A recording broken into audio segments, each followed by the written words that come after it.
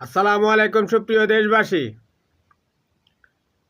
ভারতের পররাষ্ট্র মন্ত্রণালয় জানিয়েছে সাবেক জঙ্গি উগ্রবাদী বাংলাদেশে গণহত্যাকারী শেখ হাসিনা ভারতে থেকে বাংলাদেশের অন্তর্বর্তী সরকার বিরুদ্ধে যে বক্তব্য দিচ্ছে ভারত সরকার তা সমর্থন করে না।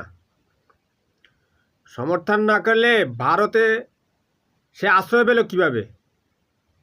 বাংলাদেশের ছাত্র জনতাকে গণহত্যা চালিয়ে গুম খুন করে হেলিকপ্টার দিয়ে সাজোয়াজান দিয়ে গুলি করে বাংলাদেশের মানুষ খুন করে ভারতে গেল কিভাবে?